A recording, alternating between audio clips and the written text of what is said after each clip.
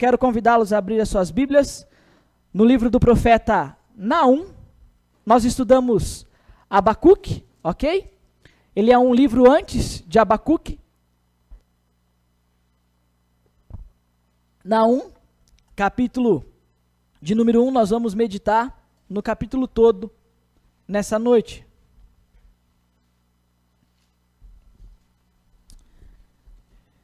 Naum, do verso 1 até o versículo de número 15, diz assim a palavra do Senhor.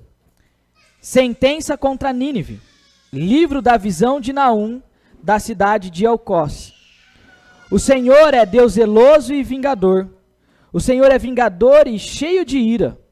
O Senhor toma vingança contra seus adversários e reserva indignação para os seus inimigos.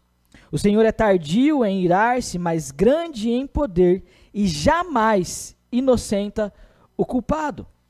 O Senhor tem seu caminho na tormenta e na tempestade, e as nuvens são a poeira dos seus pés. Repreende o mar e ele seca, faz com que todos os rios fiquem secos. Bazã e o Carmelo desfalecem, e as flores do Líbano murcham. Os montes tremem diante dele, e as colinas se derretem.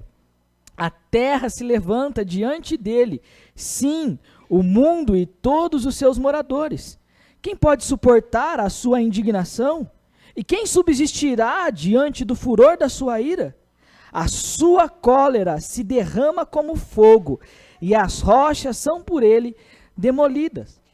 O Senhor é bom, é fortaleza no dia da angústia, e conhece o que nele se refugia. Mas com inundação transbordante, acabará de uma vez com o lugar dessa cidade.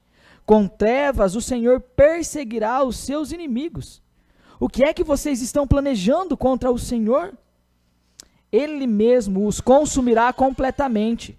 A angústia não se levantará duas vezes. Porque ainda que eles se entrelacem como os espinhos e se saturem de vinho como os bêbados, serão inteiramente consumidos como palha seca. De você, Nínive, saiu um que planeja o mal contra o Senhor, alguém que aconselha a maldade. Assim diz o Senhor: por mais seguro que estejam e por mais numerosos que eles sejam, ainda assim serão exterminados e passarão. Meu povo, embora eu tenha afligido, não o afligirei mais. Quebrarei o jugo deles que pesa sobre você, e romperei os laços que o prendem. Porém, contra você, Assíria, o Senhor deu ordem, para que não haja posteridade que leve o seu nome. O templo dos seus deuses exterminarei as imagens de escultura e de fundição. Farei a sua sepultura, porque você é desprezível. Eis sobre os montes os pés do que anuncia boas novas, do que anuncia paz. Celebre as suas festas, ó Judá. Cumpra os seus votos, porque o ímpio não mais passará por você. Ele foi inteiramente exterminado. Assim diz a palavra do Senhor. Curve sua cabeça, nós vamos orar mais uma vez. Pai, nós suplicamos nesse tempo teu auxílio, a tua capacitação e direção sobre as nossas vidas, para que possamos compreender esse texto. Um texto que é difícil, mas que certamente o Senhor trabalhará sobre as nossas vidas e nos fará reconhecer quem é o Senhor. Nós suplicamos a Ti, por meio do Teu Santo Espírito, que nos traga luz, nos traga entendimento sobre tudo aquilo que nós meditaremos nessa noite. Peço a Tua capacitação sobre a minha vida, ó Deus, e que não sejam os meus pensamentos e vontades, mas seja a direção do Senhor sobre as nossas vidas. Nós oramos tudo isso no nome de Cristo Jesus. Amém. Meus irmãos, essa série de Naum, ela tem esse tema, que o Senhor ele é justo e soberano. Ele é terror para os ímpios, mas ele é consolo para o seu povo. Chegando aqui à igreja, a irmã Andréia, ela chegou hoje e esqueceu o óculos dela no carro, e ela voltou correndo para pegar o óculos, porque esse aviso das crianças estava aqui, ela não estava conseguindo enxergar. E a gente sabe como é perigoso nós enxergarmos as coisas de maneira distorcida, não entendermos claramente. A gente já falou, mas imagina o motorista que tem a visão embaçada quando ele está dirigindo, seja à noite, seja na chuva, seja sobre a neblina. O que acontece? Corre o risco de sofrer um acidente, corre o risco de bater o carro, corre o risco de ferir alguém. Quando nós temos a oportunidade de ler o exame de gravidez e descobrir o sexo, hoje está muito evidente que as pessoas erram, né? Ali, em vez de falar masculino ou feminino, elas leem sexo e acham que já é masculino e às vezes acaba errando. Uma visão errada, uma leitura errada do exame vai levar a uma compreensão errada e uma revelação errada do bebê que está dentro do ventre da mãe. Ou então, o exame de uma doença, quando se lê de maneira errada, nós podemos tomar decisões fatais. Nós podemos tomar remédios que causam prejuízo para as nossas vidas. Mas a forma como nós enxergamos a realidade, ela muda completamente a nossa reação diante dela. Por isso que nós precisamos enxergar a realidade de maneira correta. E isso acontece na nossa vida espiritual.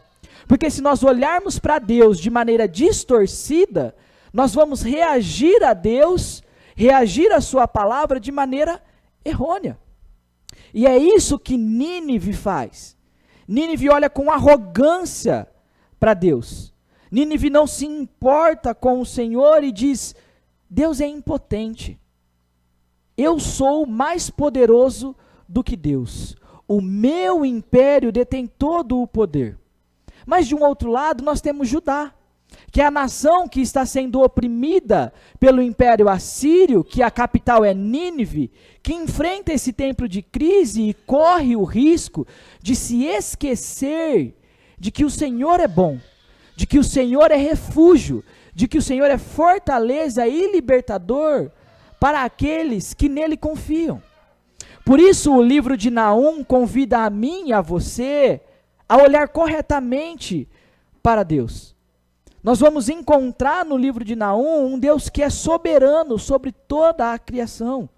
Nós vamos encontrar aquilo que nós abrimos o nosso culto dizendo, que ele é justo juiz, que ele julga com equidade, que ele julga de maneira santa e reta. Mas nós vamos encontrar também no livro de Naum um Deus que é redentor, um Deus que é libertador, um Deus que é consolo para o seu povo. Por isso, a maneira como nós olhamos para ele define se a sua presença é para nós terror ou então consolo. Vai definir se é destruição ou libertação.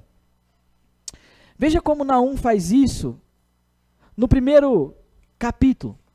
Do verso 1 até o versículo de número 6, nós vamos ver justamente isso, que o nosso Deus é um Deus soberano sobre toda a criação. Volta comigo no versículo de número 1 e lê aí na sua Bíblia, por favor. Olha como ele começa: sentença contra Nínive, livro da visão de Naum, da cidade de Elcós. Esse livro, que é um livro de um profeta, na verdade, é uma sentença, é algo decretado, é a destruição de Nínive, a destruição do império assírio e da sua capital. Durante todo o livro, nesses 3 pequenos capítulos, nós vamos perceber e identificar o agir de Deus para destruir essa nação perversa, para que ela fosse arruinada completamente. E nós vamos ver que no contexto imediato, essa profecia, essa sentença se cumpre. O Império Babilônio, o Império dos Medos, chegam e devastam a Assíria, arruinam o Império Assírio e a Nínive também. Mas por que dessa destruição?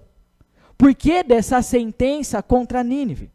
Esse é um povo cruel, esse é um povo sanguinário, é um povo que oprimia os servos do Senhor, e quando ele derrotava os seus inimigos, eles empilhavam corpos na frente da cidade e penduravam as suas cabeças ali no meio da muralha da cidade, para que aqueles que vissem temessem a sua força e o seu poder. E aqui a Síria, nessa época, oprime Judá. Judá está submissa ao Império Assírio. Nós estamos falando daquela época onde os reis estavam reinando sobre os reinos divididos. Especificamente sobre o tempo do reinado do rei Manassés. Porque esse rei é um rei ímpio e governa Judá e conduz a Judá em maldade. Ele derrama sangue de crianças inocentes. Ele profana o templo de Deus com imagens falsas. Mas também ele leva o povo a se alegrar na injustiça praticada. Se lembra de Abacuque? Até quando, Senhor, eu verei a injustiça? Até quando, Senhor, diante dos meus olhos estarão a maldade? É justamente nesse período que a sentença é proferida, é dita contra a capital do Império Assírio. Essa que é uma sentença, na verdade, é o juízo de um Deus que é justo contra esse povo que é mau. E é uma mensagem pesada. É uma mensagem difícil de ser pregada, porque é uma mensagem de destruição. Mas essa Nínive não é a mesma Nínive de Jonas, por exemplo. Jonas pregou contra Nínive. Nós estudamos há 2 anos atrás sobre o livro de Jonas. E nós vemos que Deus envia Jonas para pregar contra Nínive, porque a sua maldade subiu até ele, mas ele foge. E aí ele vai para o fundo do mar, é engolido por um grande peixe, é colocado em terra, então ele vai e prega contra Nínive, a cidade que era 3 dias para ser percorrida, Jonas percorre em 1 dia, e aí acontece algo extraordinário. Quando a palavra de Deus é pregada, Deus age, e desde os animais até o rei, houve transformação e conversão. E o Evangelho de Mateus fala que essa Nínive, que foi convertida no tempo de Jonas, se levantará para julgar os ímpios. Mas essa Nínive aqui é outra Nínive. É uma geração posterior. Nós estamos falando de um período de 150 anos depois. É uma nova geração que se voltou à maldade, se voltou à prática da idolatria, se voltou à violência, e por isso seria destruída, porque são perversos. Contudo, meus irmãos, essa sentença para Nínive é de destruição, é terror. Mas para Judá, isso é consolo. É se lembrar do Deus justo, do Deus soberano, do Deus que é refúgio para o seu povo. Judá se alegraria em receber a libertação de Deus. Judá veria que o verdadeiro Deus, o santo Deus, não deixa o pecado impune, não deixa a maldade prosperar. Isso também nos lembra do propósito e do significado do nome de Naum. Porque o nome, nas Escrituras, ele indica o propósito e o significado. E Naum, ele significa consolo, significa ânimo. E esse é o propósito da profecia. Consolar e animar esse povo que está debaixo da opressão do inimigo, que está debaixo do jugo, como nós vimos aqui no versículo de número 13, que é a Síria. Esse povo perverso, esse povo cruel. Mas o consolo vem de Deus. Um Deus que é zeloso e vingador. Leia comigo, por gentileza, do verso 2 até o versículo de número 6 na sua Bíblia novamente. O Senhor é Deus zeloso e vingador. O Senhor é vingador e cheio de ira. O Senhor toma vingança contra os seus adversários e reserva indignação para os seus inimigos. Percebe que o texto ele continua apontando para o caráter soberano de Deus. E ele traz o nome do Senhor aqui em caixa alta. Ele vai nos mostrar que o Senhor é zeloso. E o nome de Deus em caixa alta significa que o Senhor é o Deus da aliança. o Deus que firmou a aliança com o seu povo. E ao olhar para essa primeira característica, nós podemos observar um Deus que cuida do bem-estar do seu povo. Um Deus que protege, mas um Deus também que requer fidelidade. O zelo de Deus está ligado à sua fidelidade. Por isso que nós vamos ver que esse zelo, como diz o texto, vai mostrar que ele é vingador, que ele é cheio de ira, que o Senhor, ele toma vingança contra os adversários. Meus irmãos, pensa, por exemplo, no seu casamento, na sua vida matrimonial. Quando você se casou com seu esposo ou com a sua esposa, vocês firmaram uma aliança que seriam fiéis um ao outro até que a morte os separasse. Não é assim que a gente faz? Serei fiel, amarei você até que a morte os separe. Mas aí num belo dia, você está trabalhando, você chega na sua casa lá pelas 6 horas da tarde, ou seu esposo ou sua esposa, ela vai chegar para você e vai falar assim: amor, eu tenho uma notícia muito alegre para poder te dar. Olha, tá tomando café aqui em casa o fulanão. Ele é meu namorado. Você o aceita? Ou a esposa vira para o esposo e fala: ó, essa aqui é a fulaninha, olha que bonitinha, que engraçadinha. Você aceita ela? Que resposta nós esperamos diante disso? Indignação. Porque dentro de um casamento o que se espera é exclusivismo entre os cônjuges. É a fidelidade. Este é o zelo que o Senhor está falando aqui. O zelo para com o seu povo. Ele é protetor e fiel. Ele é vingador. Mas o Senhor não permite adultério espiritual. O Senhor não permite a adoração de deuses falsos. Nós vemos isso na lei de Moisés. Não terá outros deuses diante de mim. Eu sou o Senhor. O compromisso da nação deveria ser com a adoração exclusiva ao verdadeiro Deus. Aquele que exerce poder e soberania. E é por isso que o Senhor exerce a sua vingança, exerce a sua ira. Mas essa vingança e essa ira, elas não podem ser comparadas com as nossas atitudes, com a nossa vingança e com a nossa ira. Primeiro, porque a nossa ira é injusta. Segundo, porque a nossa vingança não produz a justiça de Deus. Nós estamos falando de um caráter que é santo, de um caráter que é zeloso, de um caráter que é puro. E por isso, ambas fluem do caráter santo de Deus. Deus se ira, Deus se indigna com a escolha dos homens em praticar o mal. A vingança e a ira de Deus estão relacionadas à sua justiça sobre todos aqueles que são arrogantes e soberbos, sobre todos aqueles que praticam o mal. O que é ser arrogante? O que é ser soberbo? É ser orgulhoso. É se voltar contra o Senhor. A sua vingança não é arbitrária. A sua ira não é arbitrária. Ela tem um propósito específico. Olha o versículo de número 2, é contra. Ela tem um destinatário. Ele reserva a sua indignação para. O para aqui é propósito, para os seus inimigos. E aí isso fala ao meu e seu coração. Porque enquanto nós viramos as costas para Deus, a sua ira e a sua justiça está sobre as nossas vidas. Permanece sobre aqueles que ainda são filhos da desobediência.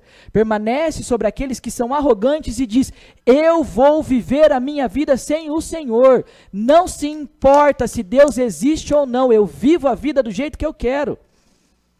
Não estou nem aí para Deus. Por isso que nós precisamos olhar corretamente para o caráter soberano e poderoso de Deus. Porque isso descortina os nossos olhos e faz como a Paulo caírem as escamas, para que nós podemos então contemplar a majestade, a magnificência, o poder do nosso Senhor. E assim termos segurança para sempre.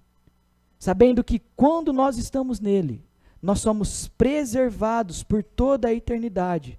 Mas os ímpios, os que praticam a maldade, os que exercem a injustiça, sofrerão debaixo da ira de Deus. Para nós, que somos servos do Senhor, é consolo, é conforto. Mas para os ímpios, é terror e destruição, porque o nosso Deus é zeloso e vingador. O texto ele segue nos apontando a grandiosidade do seu poder, a sua majestade. Olha comigo o versículo de número 3, agora até o versículo de número 6, por gentileza. O Senhor é tardio em irar-se, mas grande em poder, e jamais inocenta o culpado. O Senhor tem o seu caminho na tormenta e na tempestade, e as nuvens são a poeira dos seus pés.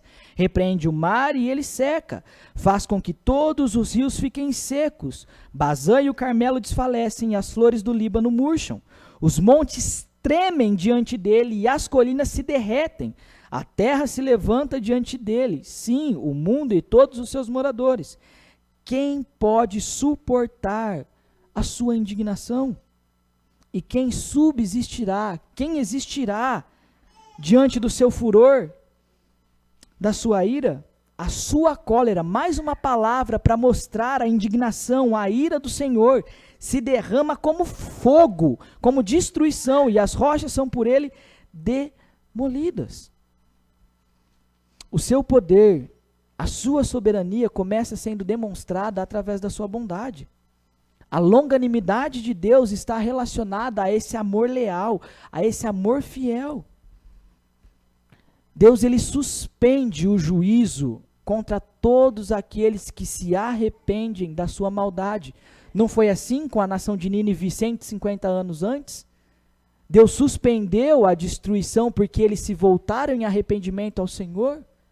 Mas contra aquele que permanece endurecido, contra aquele que permanece cauterizado, persiste na maldade, no pecado, sobre esse está a ira de Deus. Nada pode resistir ao seu poder. Nosso Deus é fogo consumidor, nosso Deus é zeloso e vingador. Naum ele está mostrando que toda a criação está sujeita ao seu poder. As imagens que nós acabamos de ver aqui nos mostram isso. O Senhor tem seu caminho na tormenta e na tempestade. O que é isso senão os vendavais? Senão o mar revolto? E nós vimos, parênteses, nenhuma das exposições que nós fizemos antes foi sem propósito, meus irmãos.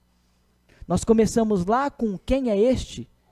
Em Mateus 8, 23 a 27, que nós vemos o Senhor Jesus repreendendo o vento e o mar para mostrar que tudo está conectado na palavra de Deus e aponta para esse Deus que é soberano, que é justo e que exerce poder sobre a criação, que Ele o fez. Esse é o Deus ao qual nós servimos. Deus intervém na história. Deus traz calma em meio ao caos. Deus traz paz e harmonia em meio à destruição. Veja, as nuvens são a poeira dos seus pés. É Ele quem faz a repreensão ao mar. É Ele quem faz o mar se acalmar, é Ele quem dissipa a tempestade, é Ele quem faz com que os rios fiquem secos. E aqui nós temos, meus irmãos, exemplos claros que faria o povo de Deus se lembrar do caráter do Senhor. Ele abriu o mar na passagem do Êxodo. Nós acabamos de ler Josué e ele fez com que o povo de Deus habitasse na terra prometida a pés enxutos. Então eles saberiam que esse Deus é o único e verdadeiro Deus. Mas não apenas isso, dizer que o Bazã, o Carmelo, o Líbano, é mostrar que as regiões mais frutíferas, as regiões mais belas, se transformam num deserto inabitável, porque nenhum desses lugares conseguem resistir ao juízo de Deus. Suporta a ira do Senhor. É como se o próprio Deus estivesse falando. Sabe as praias que existem? Nós falamos hoje cedo, lá em Fortaleza, aquela coisa linda, Fernando de Noronha, Ubatuba, lá em Florianópolis, eu faço cada uma delas secar.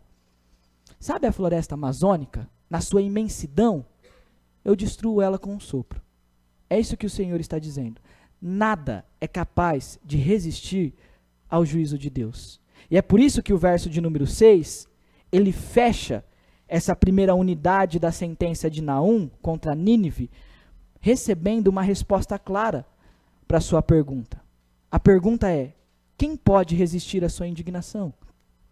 Quem pode sobreviver à sua ira ardente? E a resposta: a sua fúria queima como fogo, e os montes desabam diante da sua presença.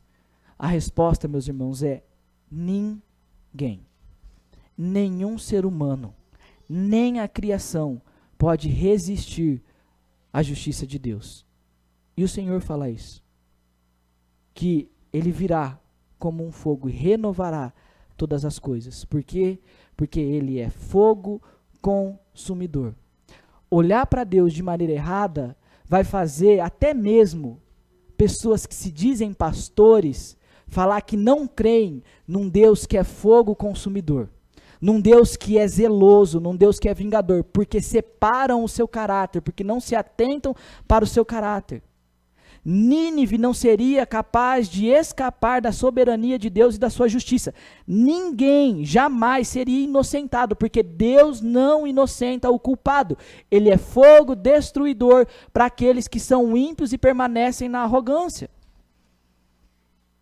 Diante de tudo isso, diante das verdades apresentadas a mim e a você, a palavra de Deus é como um colírio que nós pingamos nos nossos olhos quando eles estão irritados, quando eles estão cansados, quando eles estão embaçados, para que nós sejamos levados a enxergar corretamente quem é o Senhor.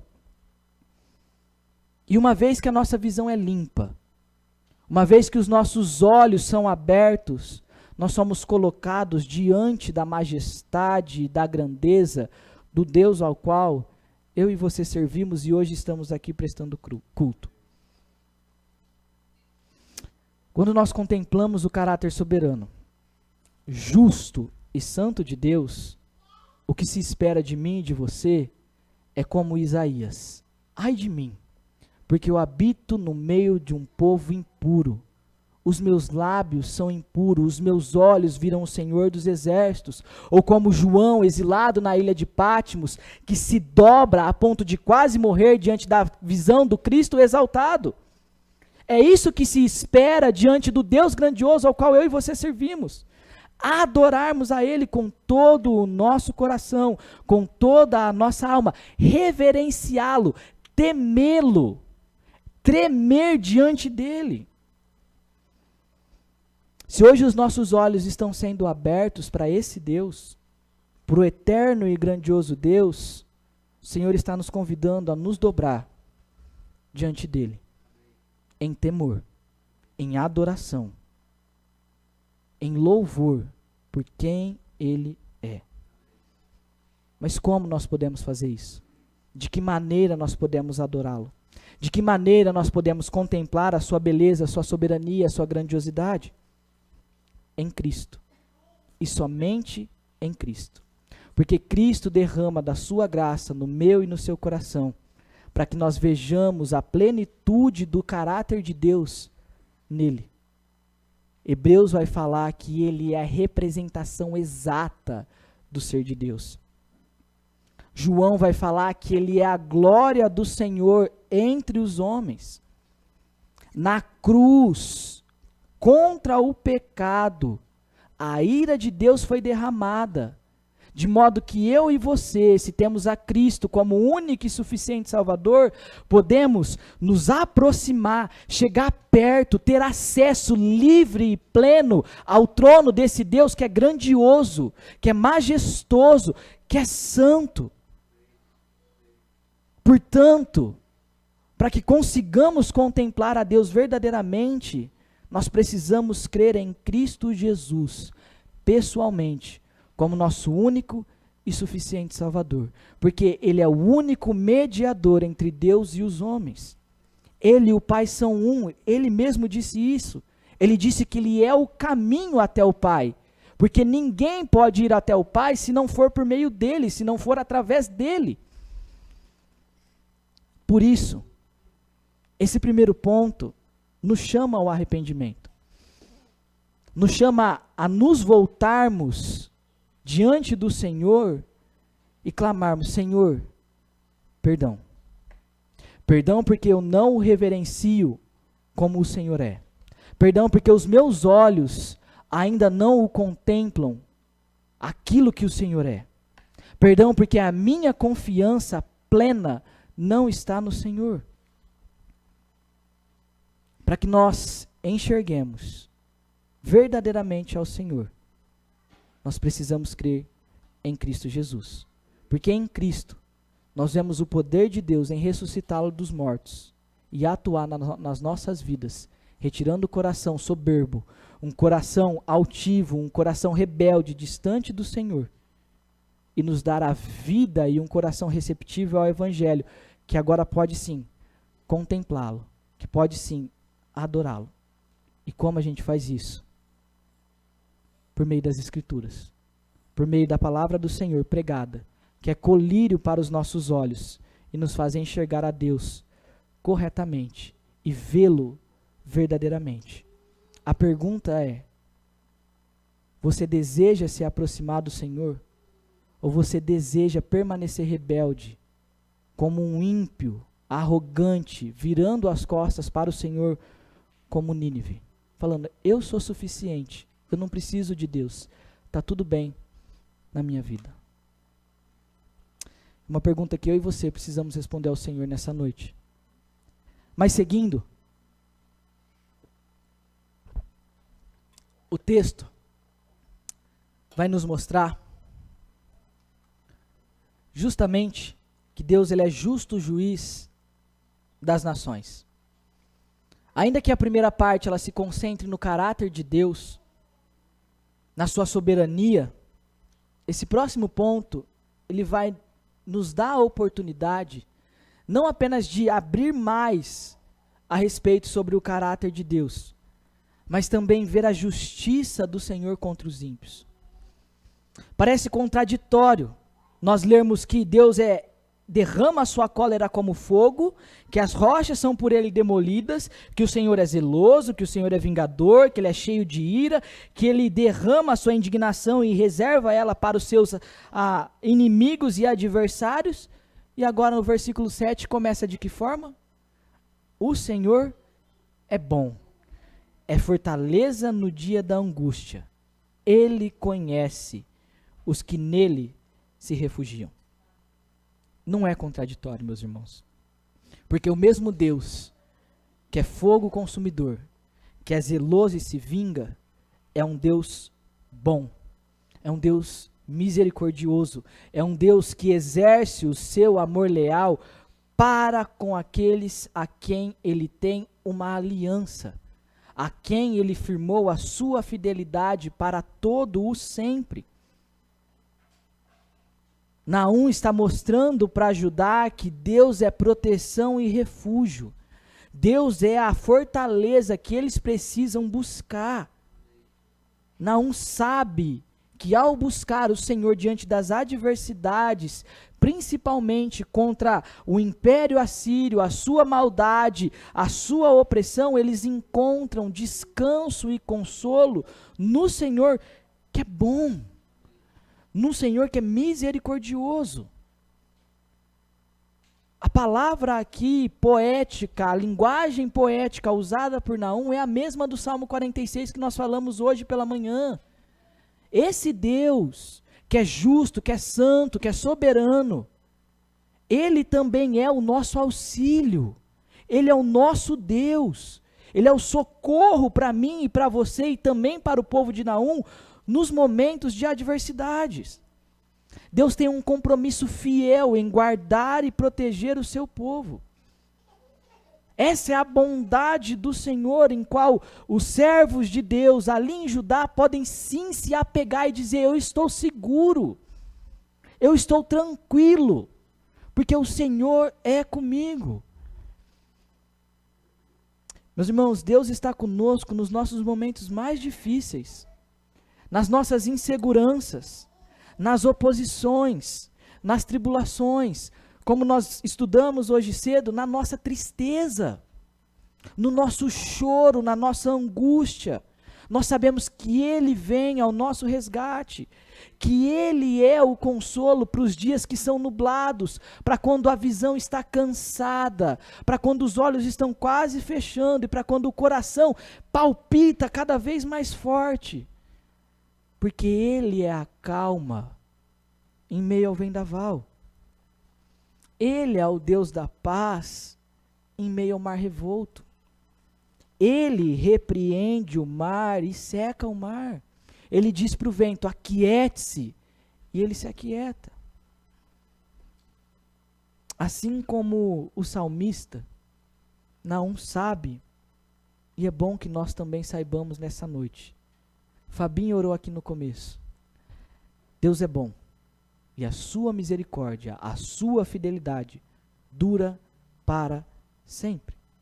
Por isso, aproxime-se do Senhor, busque ao Senhor, tenha certeza da segurança do Senhor, de que nada nos tirará do seu amor leal, nada nos afastará da sua misericórdia e da sua eterna graça derramada sobre as nossas vidas, se nós o buscarmos, se nós o desejarmos. Porque, olha o que o verso 7 termina dizendo, Deus conhece os que nele confiam. Não está falando de um relacionamento íntimo. Não está falando de um relacionamento pessoal com o povo da aliança. Aqueles que dependem dele de maneira plena. Aqui é a nação de Israel.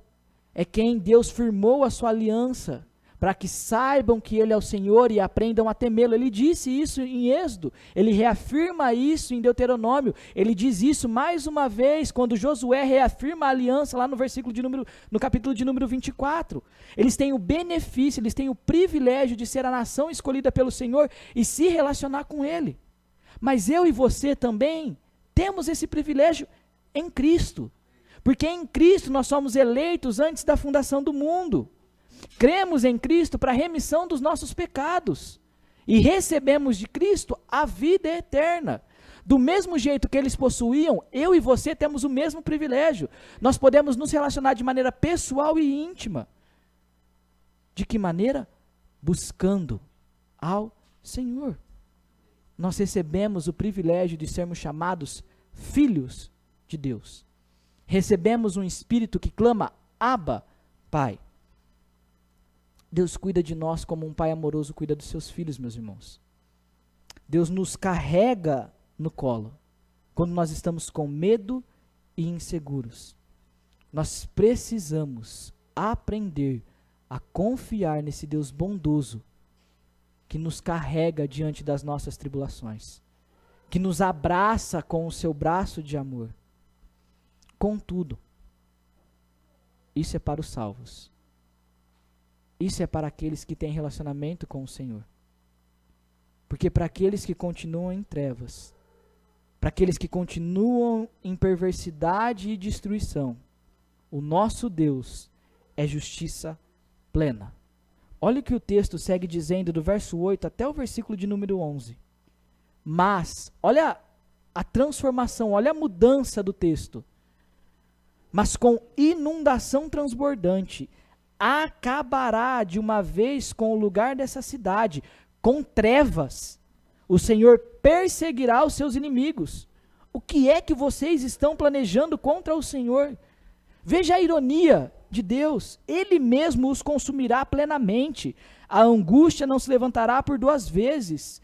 Porque ainda que eles se entrelacem como espinho e se saturem de vinho como os bêbados, serão inteiramente consumidos como a palha seca. De você, Nínive, saiu um que planeja o mal contra o Senhor, alguém que aconselha a maldade.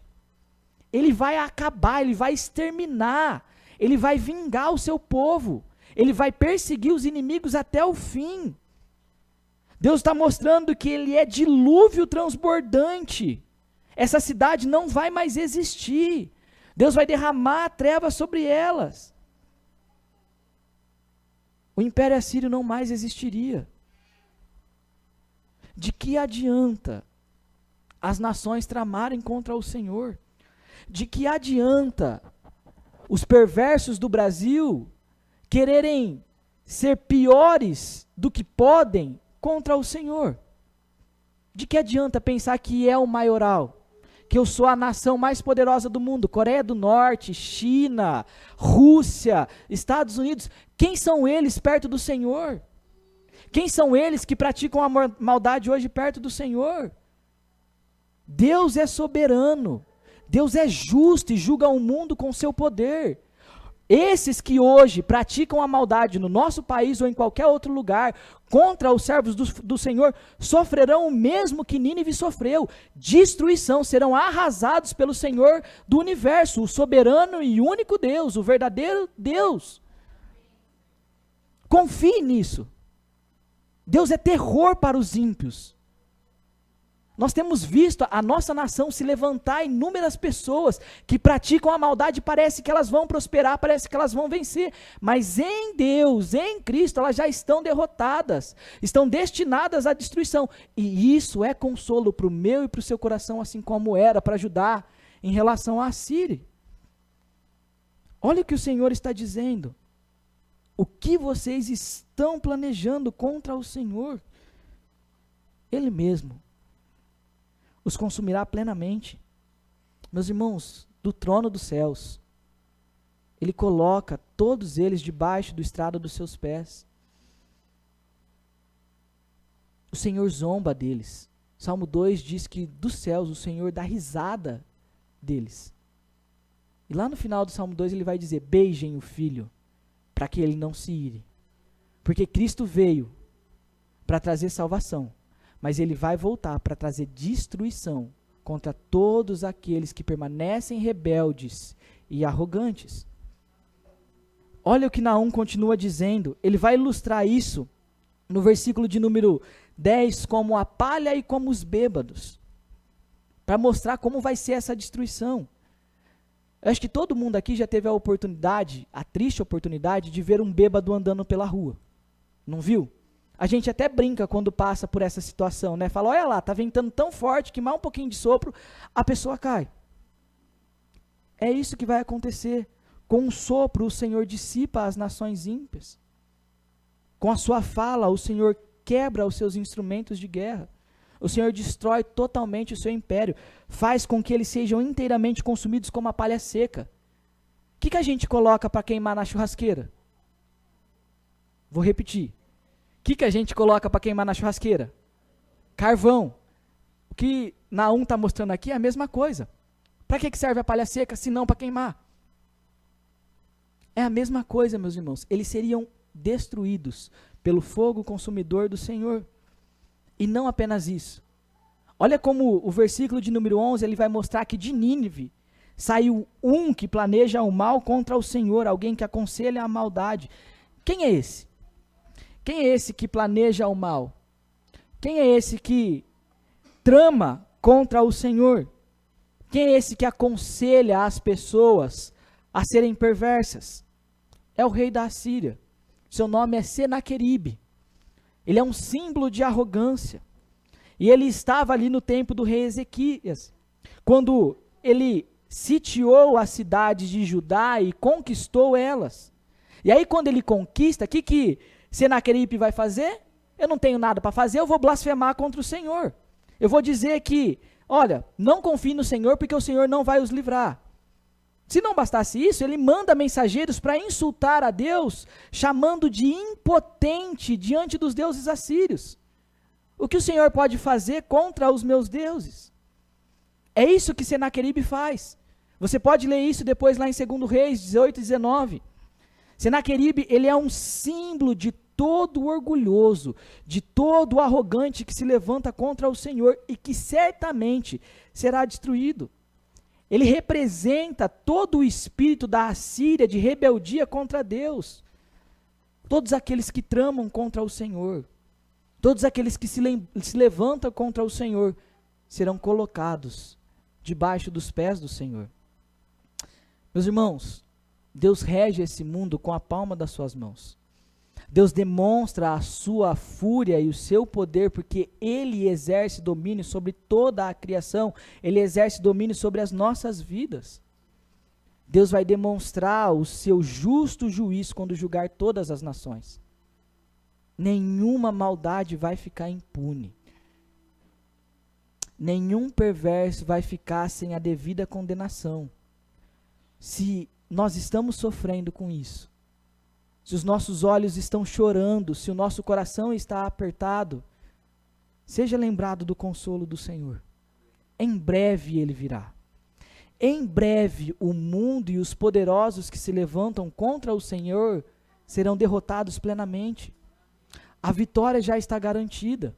Não é sem razão que Cristo disse: eu venci o mundo, por isso tenham bom ânimo, porque no mundo vocês vão ter aflição.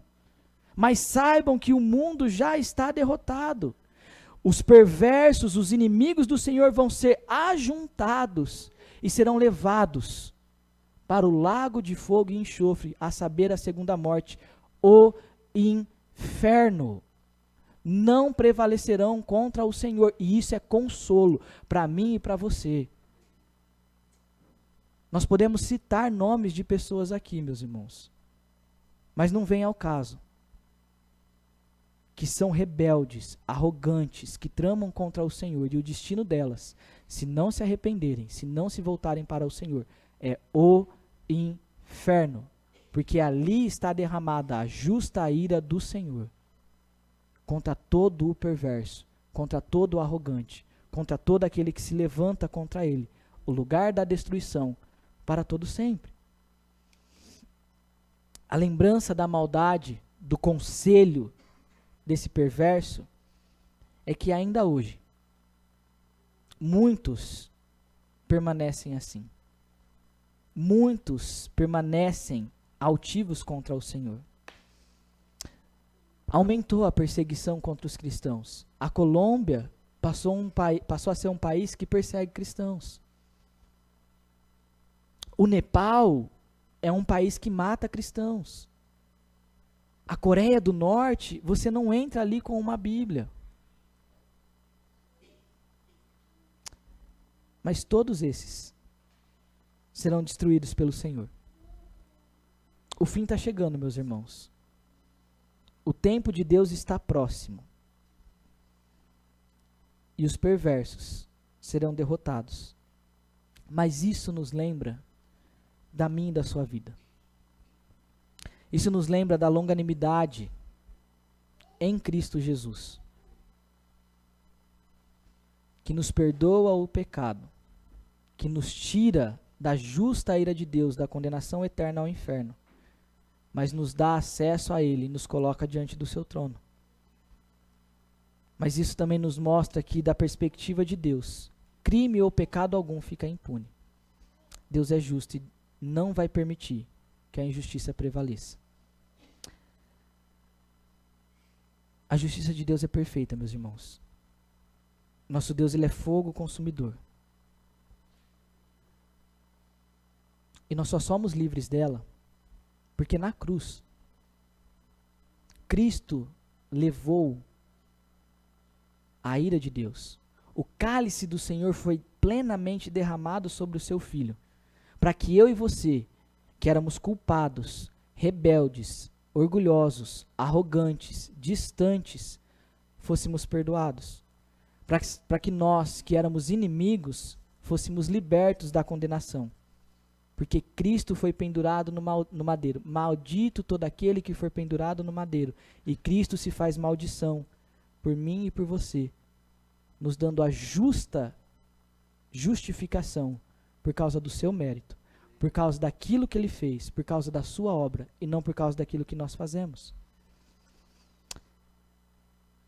Por isso, o consolo para mim e para você, a esperança para mim e para você, é que aqueles que se voltam em Cristo encontram sim um Deus que é bom, um Deus que é fortaleza no dia da angústia, um Deus que conhece os seus servos, um Deus que sabe aqueles que se refugiam nele.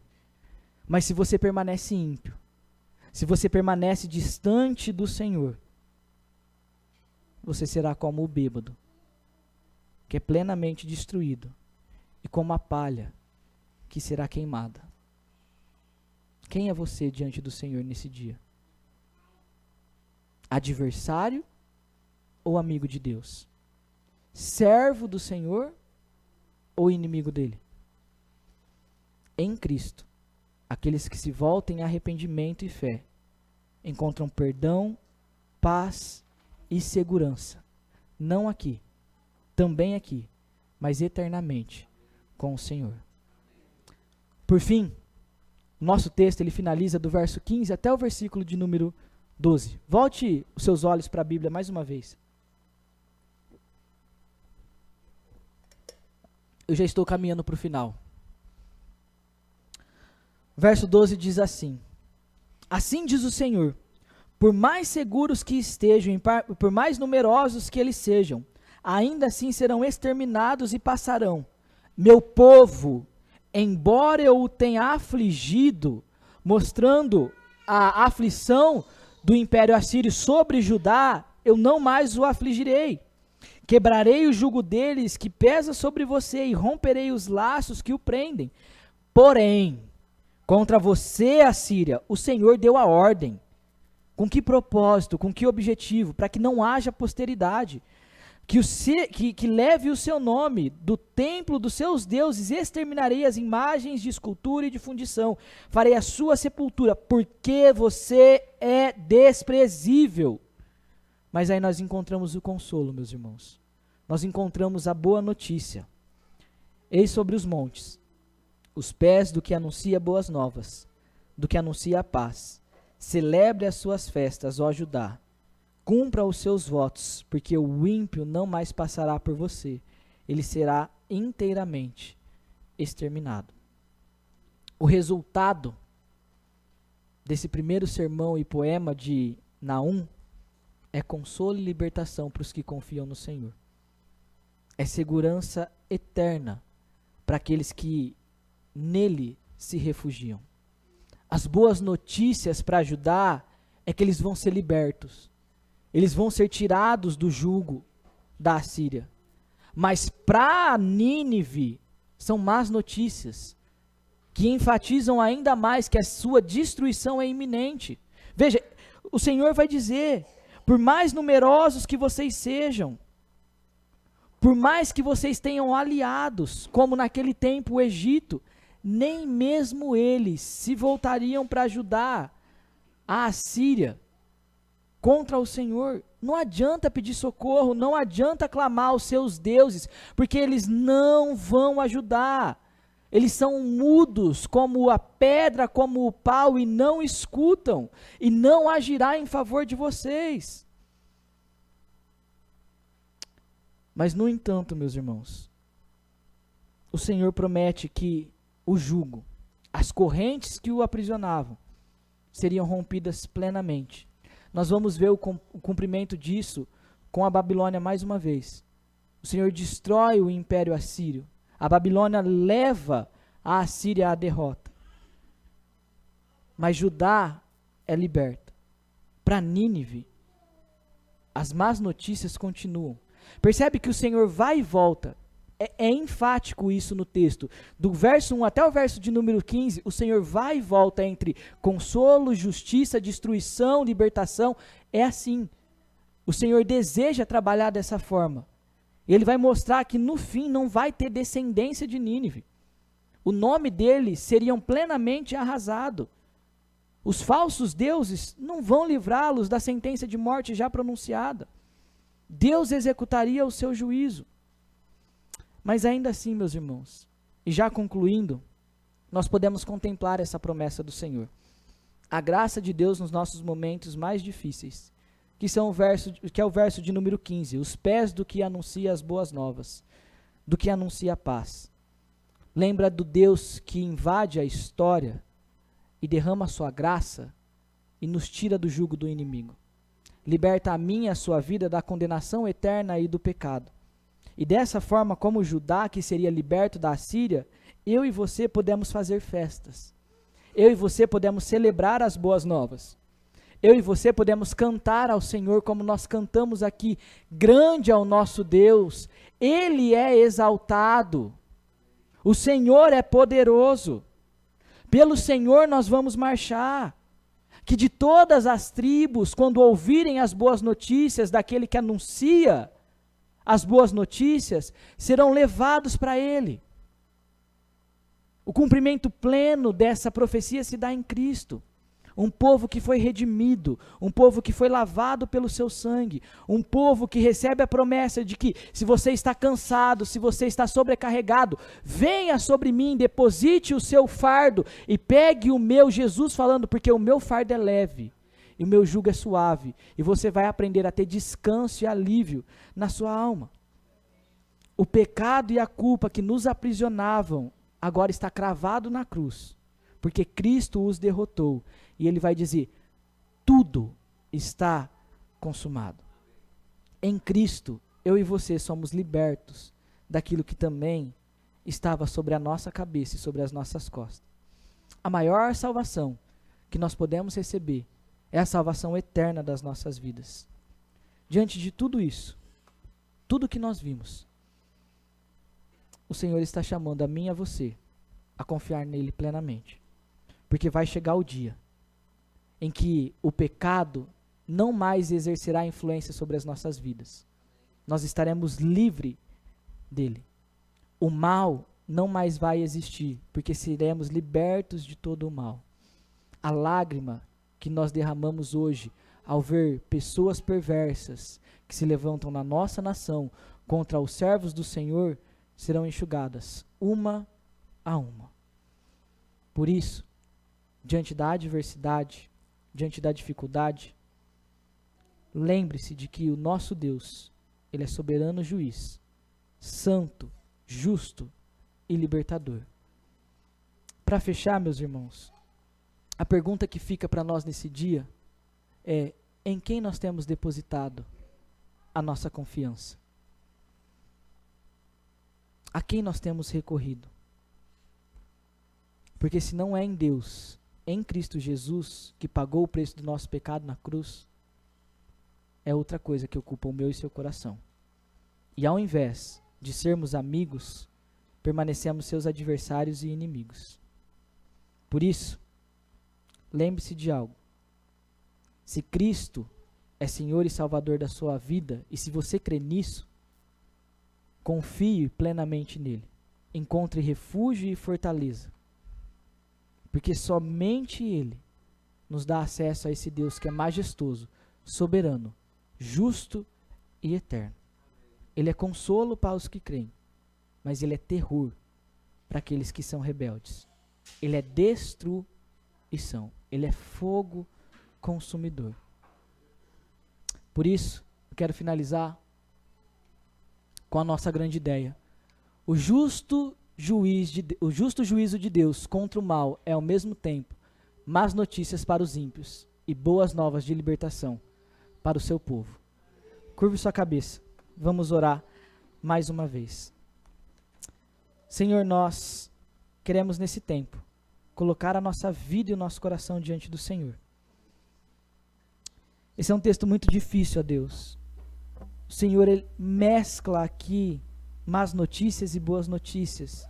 O Senhor mescla a tua destruição contra o ímpio, mas também a tua consolação para os que confiam no Senhor e buscam o Senhor. Que nós não sejamos contados como os adversários do Senhor, mas por causa de Cristo e dos méritos de Cristo, sejamos contados como amigos do Senhor, filhos do Senhor por meio da adoção em Cristo Jesus. E assim sejamos consolados diante da maldade que assola o mundo. Tem misericórdia de nós, ó Deus. Livra as nossas vidas do orgulho, da soberba, e nos traga ao arrependimento, ó Pai. Nós podemos estar aqui hoje simplesmente com a vida achando que está tudo bem, mas estamos distantes do Senhor. E o Senhor nos dá a oportunidade, por meio da Tua palavra, de abrirmos os nossos olhos, de sermos confrontados, a pensarmos como nós estamos diante de Ti e qual é a nossa realidade. Lembrando de que sim, o Senhor é bom, o Senhor é refúgio, o Senhor é tardio em irar-se. Mas o tempo está acabando. E quando o Senhor voltar, não haverá mais como e não terá mais oportunidade para arrependimento. Aqueles que permanecem rebeldes e ímpios serão destruídos eternamente. mas aqueles que são do Senhor serão consolados para todo sempre. Que o Senhor nos conduza, ó Pai, diante de tudo isso, por meio do Teu Santo Espírito. Nós oramos em Cristo Jesus. Amém.